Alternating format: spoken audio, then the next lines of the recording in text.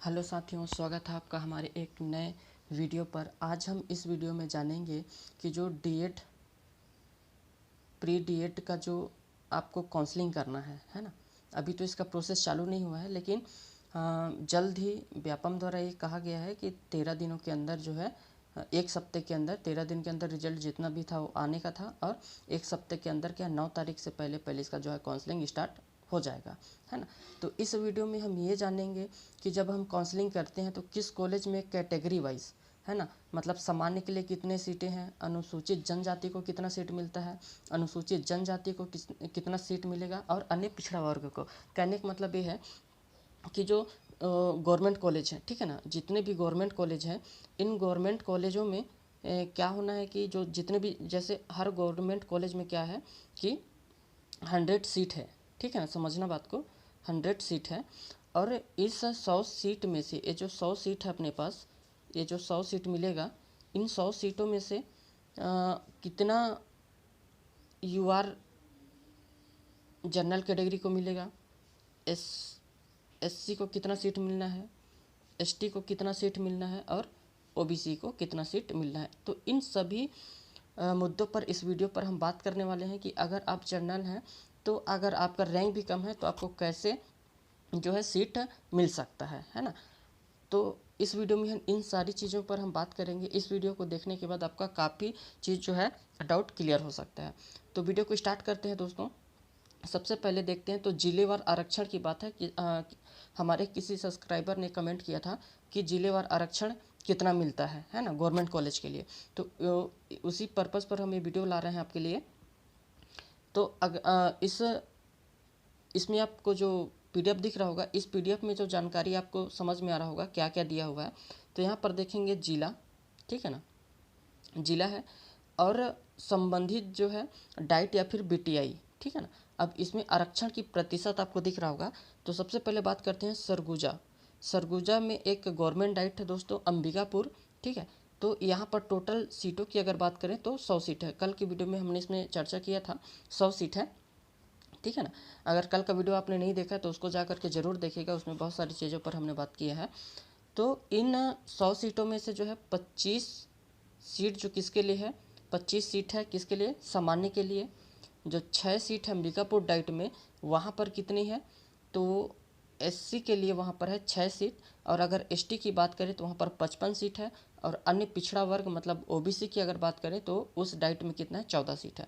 उसी तरीके से हम गवर्नमेंट कॉलेज को देखते हैं, कोरिया में है ना। कोरिया में एक गवर्नमेंट डाइट है, वहाँ पर अगर सामान्य की सीट बात करें तो वो सामान्य अभ्यर्थियों के लिए 25 सीटें हैं, एससी के लिए 6 सीटें हैं, और एसटी के लिए 55 सीट है, और ओबीसी के लिए 14 सीट है। उसी तरह से बिलासपुर देखिएगा, तो बिलासपुर में है ये पेंड्रा बीटीआई बिलासपुर। इसमें जो है सामान्य के लिए है दोस्तों कितना, 43, अनुसूचित जनजाति के लिए 19, अनुसूचित जनजाति के लिए 24 है, सॉरी, एससी के लिए 19 है, एसटी के लिए कितना है, 24 है, और ओबीसी के लिए कितना है, 14। इसी तरीके से आप पूरा पीडीएफ में देख पाएंगे हर कॉलेज। इसका आप स्क्रीनशॉट ले लीजिएगा, है ना। मैं वीडियो को पॉज कर दे रहा हूँ, यहाँ से आप स्क्रीनशॉट ले लीजिए। इससे क्या होगा कि आप जब काउंसलिंग करेंगे तो आपको एग्जैक्ट पता रहेगा दोस्तों कि किस कॉलेज में, ये गवर्नमेंट कॉलेज के है ना दोस्तों, गवर्नमेंट कॉलेज में कहीं कहीं पर देखना, कहीं पर कम है, कहीं पर ज़्यादा है। अब जैसे हम रायगढ़ में बात करें तो रायगढ़ में देखिए जनरल के लिए कितना है, 25, एससी के लिए है 12, और फिर क्या एसटी के लिए 49, ओबीसी के लिए 14।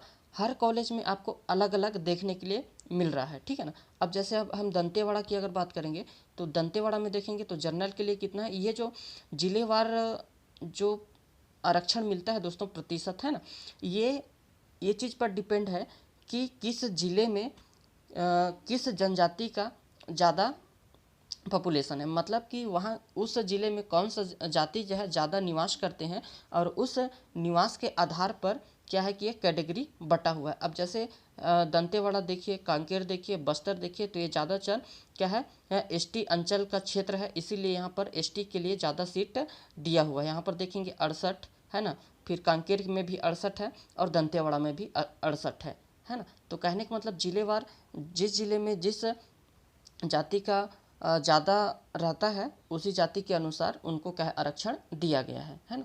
तो ये आप विशेष रूप से ध्यान रखिएगा और इसको नोट करके रखिए, स्क्रीनशॉट ले लीजिए और ये जो है आपको काउंसलिंग करते समय समझ में आएगा। अब बात करते हैं, बहुत सारे लोगों के मन में है कि कैसे काउंसलिंग करना है। अगर जैसे क्या होता है कि अगर एसटी का कैंडिडेट हैं, अगर एसटी के अनुपस्थिति में क्या उस सीट को दूसरे कैटेगरी के लोग एडमिशन पा सकते हैं कि नहीं पा सकते हैं, तो इसमें हम पूरा विस्तार से समझेंगे कि इस वीडियो को देखने के बाद आपको बहुत सारा चीज़ क्लियर हो जाएगा, है ना। ये पीडीएफ आपको टेलीग्राम पर मिल जाएगा दोस्तों, आप इसको क्या है कि डाउनलोड करके आराम से देख सकते हैं, ठीक है ना। अब इसमें जो काउंसलिंग का जो पात्रता रखता है, आरक्षण से रिलेटेड कैसे कैसे क्या है, आपको कैसे सीट मिल सकता है ना, कम नंबर है तो आप कहाँ कहाँ काउंसलिंग कराएंगे कि आपको जो है कॉलेज में अपना नाम ला सकते हैं, ठीक है ना। तो आगे देखेंगे इसमें, अगर हम यहाँ पर देखते हैं, है ना, तो यहाँ पर देखिएगा बेहद इम्पोर्टेंट लाइन है जो मैं बताने जा रहा हूँ, और ठीक है ना, आरक्षित वर्ग के पर्याप्त अभ्यर्थी उपलब्ध ना होने की दशा में, मान लेते हैं कि ऐसे कॉलेज जिसमें अगर अनारक्षित का सीट अगर खाली जाता है, मान लीजिए यूआर का जनरल का जो है सीट अगर खाली जाता है, तब की स्थिति में कौन कौन अभ्यर्थी उस पर क्या है कि एडमिशन ले सकते हैं, है ना। तो इसको देखेंगे, इसमें क्या लिखा हुआ है कि आरक्षित संवर्ग के पर्याप्त अभ्यर्थी उपलब्ध ना होने की दशा में इन संवर्गों के लिए आरक्षित सीटों को उसी श्रेणी की अनारक्षित सीटों में क्या है कि परिवर्तन कर दिया जाएगा, ठीक है ना। अगला देखेंगे यहाँ पर, अनारक्षित श्रेणी के पर्याप्त अभ्यर्थी उपलब्ध ना होने की दशा में प्रवेश। अब इसको अगर एक एक करके देखेंगे तो इसमें लिखा हुआ है क्या, किसी भी अनारक्षित क्षेत्र में श्रेणी में पर्याप्त अभ्यर्थी उपलब्ध ना होने की दशा में हम जो प्रवेश है निम्नानुसार दिया जाएगा, ठीक है। तो अब इसी को समझिए किस किस कंडीशन में है जो अभ्यर्थी को सीट मिल सकता है। तो अनुसूचित जाति श्रेणी के पर्याप्त अभ्यर्थी उपलब्ध न होने की दशा में इस श्रेणी के लिए आरक्षित सीट अनुसूचित जनजाति श्रेणी के अभ्यर्थी से भरी जाएगी। कहने का मतलब ये है कि अगर एससी के कैंडिडेट नहीं मिलते हैं तो एसटी का मतलब कैंडिडेट जो रहेगा उसको इसका सीट मिल जाएगा, है ना। मतलब एससी के कैंडिडेट ये गवर्नमेंट में भी लागू होता है और प्राइवेट कॉलेज में भी लागू होता है, ठीक ना। आप इस चीज़ को देख पाएंगे, तो कहाँ पर थे हम लोग, यहाँ ना। अब यहाँ पर क्या है कि जैसे ये अनुसूचित जाति की श्रेणी, मान लेते हैं कि एससी के सीटें अभी अपने पास मोटा मोटा मान के चलते हैं कि 900 है टोटल, ठीक है ना, 900 सीट है। अब एससी कैंडिडेट जो है इन 900 में से मान लेते हैं 500 सीट पर एससी कैंडिडेट आ गए, ठीक है। और जो है अपने पास शेष, इसमें से 900 में से शेष कितने सीट बचे हैं, तो 400 सीट बचे हैं। तो इन 400 सीट में क्या है कि एसटी का कैंडिडेट को एडमिशन दिया जाएगा। कहने का मतलब सिंपल है कि अगर जिस कैटेगरी के कैंडिडेट हैं उस कैटेगरी का अभ्यर्थी वहाँ पर उपस्थित नहीं होता है या सीट फिर रिक्त जाता है, तो उस स्थिति में क्या होगा कि एससी के सीट को किसके द्वारा फिल किया जाएगा, तो एसटी के कैंडिडेट द्वारा एससी का सीट में एडमिशन लिया जा सकता है, ठीक है ना। आगे देखेंगे अगला कि अनुसूचित जनजाति श्रेणी के पर्याप्त अभ्यर्थी न होने की दशा में इस श्रेणी के लिए आरक्षित सीटें अनुसूचित जनजाति श्रेणी के अभ्यर्थी से ही भरी जाएगी। लेकिन जो है एसटी का जो सीट है इसको क्या है, केवल एसटी ही इसको एसटी कैंडिडेट को ही क्या है इसमें एडमिशन मिलेगा, ठीक है ना। आगे अगर देखेंगे तो क्या कहता है, अनुसूचित जाति एवं अनुसूचित जनजाति श्रेणी के ही दोनों क्या है कि पर्याप्त अभ्यर्थी उपलब्ध ना होने की दशा में, मान लेते हैं कि एसटी के भी कैंडिडेट नहीं पर्याप्त मात्रा में, जितनी सीटें हैं मान लेते हैं एसटी का 1400 के आसपास अगर सीटें हैं, ठीक है ना, और एससी के 900 सीटें हैं, ठीक है। तो अगर इन 900 में से जो भी रिक्त शेष बचता है ना, दोनों सीटों में अगर रिक्त सीट बचता है तो क्या इस स्थिति में क्या होगा, मतलब तो इन श्रेणी के लिए आरक्षित सीटें अन्य पिछड़ा वर्ग क्रीमी लेयर को छोड़कर, है ना, श्रेणी के अभ्यर्थी द्वारा भरा जाएगा। अगर मान लेते हैं एसटी और एससी के सीट अगर खाली जाता है तो ऐसी स्थिति में किन कैंडिडेटों को इनका सीट मिलता है, तो ओबीसी कैंडिडेट को मिलेगा नॉन क्रीमी लेयर को छोड़ करके, है ना। कहने का मतलब ये है कि अगर एसटी का सीट खाली जाता है और एससी का सीट खाली जाता है तो ओबीसी जो कैंडिडेट होंगे उनको सीट मिल सकता है। ये गवर्नमेंट में भी लागू होता है दोस्तों, और किसमें, ये प्राइवेट कॉलेज में भी लागू होगा, है ना।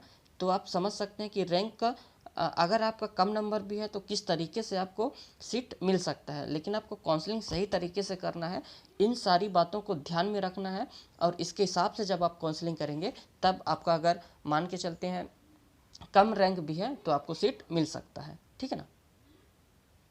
और आगे अगर बात करेंगे तो अन्य पिछड़ा वर्ग, है ना, जो ओबीसी के कैंडिडेट हैं, ठीक है, ओबीसी के अगर कैंडिडेट हैं तो अगर ओबीसी के कैंडिडेट पर्याप्त मात्रा में अनुपस्थित होते हैं, अगर उनका सीट जो है खाली जाता है तो ओबीसी का सीट किसको मिल जाएगा, श्रेणी के लिए आरक्षित सीटें पहले अनुसूचित जनजाति को मिलेगा, ठीक है, अभ्यर्थियों, और उसके बाद अगर भी रिक्त जाती है तो एससी के कैंडिडेट को मिलेगा, है ना। समझ में आ रहा है।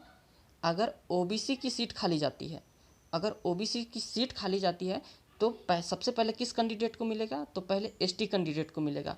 अगर फिर भी ओबीसी का सीट पूरा मतलब फिल नहीं हो पाता है तब फिर जा कर के किसको मिलेगा, एससी कैंडिडेट को मिलेगा। ये जो है बहुत ही इंपॉर्टेंट बात है दोस्तों, इसको आपको ध्यान में रख करके पढ़ना है। इस पीडीएफ को मैं टेलीग्राम पर डाल दूंगा, इसको ध्यान से आप पढ़ लीजिएगा, इसके बाद आप काउंसलिंग करिएगा, ठीक है ना। मैंने क्या बताया इसमें, अगर ओबीसी की सीट खाली गई, ठीक है ना, ओबीसी की सीट खाली जाती है तो सबसे पहले ओबीसी का जो सीट है, तो इस ओबीसी के जो सीट है इसको सबसे पहले किसके द्वारा भरा जाएगा, तो एसटी कैंडिडेट के द्वारा भरा जाएगा। अगर फिर भी सीट अगर खाली गया ओबीसी का, तब फिर जा कर के एससी के कैंडिडेट को जो है सीट मिलेगा, ठीक है। इतना समझ में आ गया।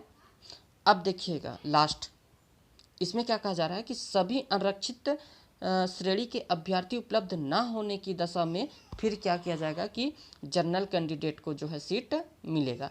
अगर मान लेते हैं ओबीसी की सीट भी खाली गई, एसटी की भी सीट खाली है और एससी के भी सीट खाली है, कहने का मतलब अगर पर्याप्त मात्रा में इसके कैंडिडेट अगर नहीं मिल पाते हैं तब की स्थिति में जा कर के क्या है कि जनरल कैंडिडेट वाले लोगों को फिर सीट दिया जाता है।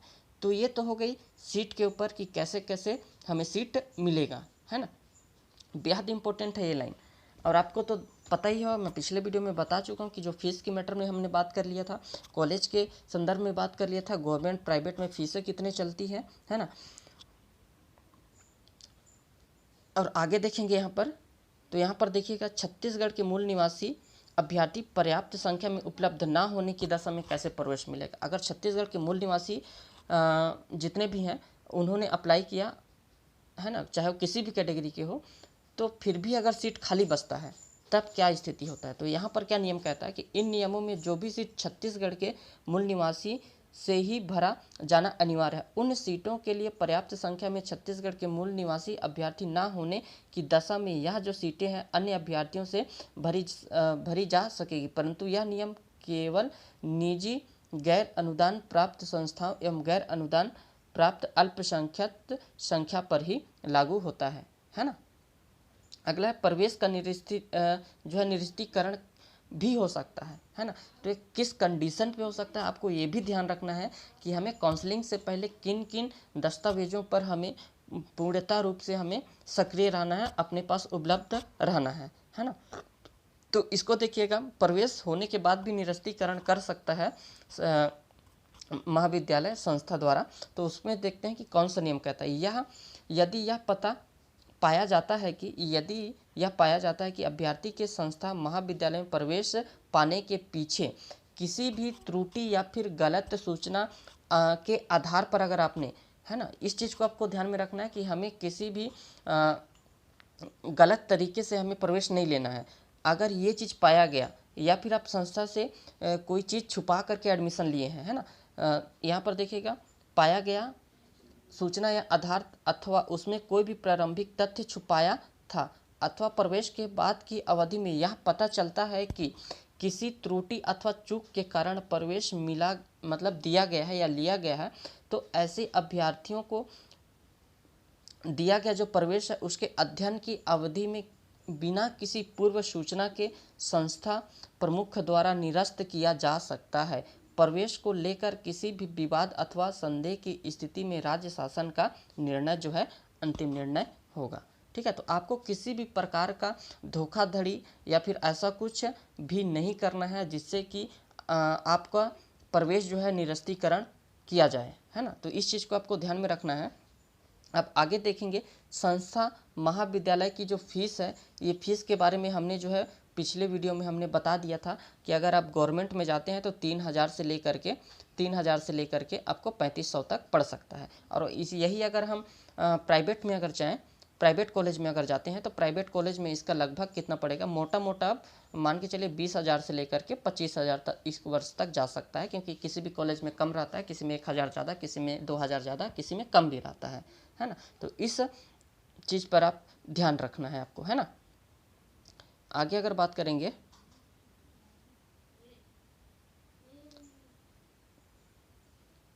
इन सारी चीज़ों के मैटर में, आप इसको आराम से पढ़ सकते हैं कि अगर मैं हर चीज़ एक को बताने लग गया तो वीडियो ज़्यादा लंबा हो जाएगा, है ना। हमने जो सीटों के आरक्षण की जो सीटें थे उस पर बात की है ना, और जो फीस वगैरह के बारे में था, कॉलेज के बारे में था, ये हमने पिछले वीडियो में बता दिया है।